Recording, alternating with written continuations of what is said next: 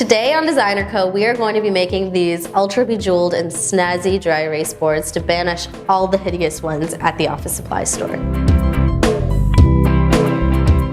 For today's snazzy bejeweled dry erase board, what you're going to need is a picture frame. You're going to need a whole lot of rhinestones in whatever colors you wish and whatever shapes you wish.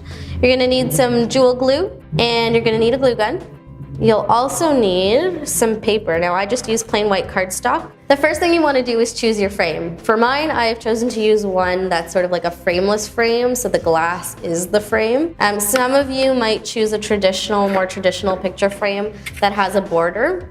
So if you're doing the frameless one, make sure you clean the glass with Windex really well, because you're going to be gluing the gemstones onto the actual glass.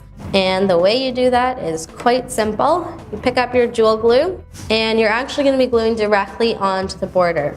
So if you squeeze the glue very gently and hold the nib right onto the glass, you're actually like leaning on the glass, and you're just going to kind of scribble. You don't need a lot of glue, so I usually do a couple inch section at a time. And then I'm just going to choose some rhinestones and just stick them on.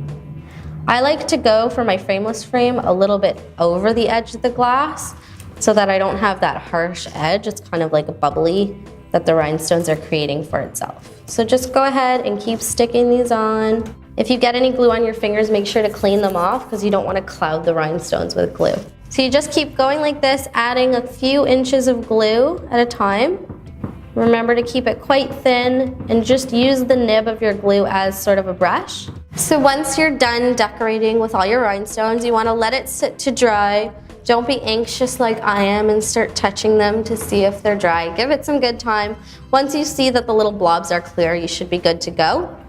Then you want to take the base of your frame and your paper, whatever paper you're using. Make sure, again, to keep it a light color or a light pattern. Bring it over top. Just trace around it, cut it out. And what you're going to want to do is, with your hot glue gun, you want to just glue around the edges of your frame, glue your paper down, and then a thin bead of glue again, and glue your glass down.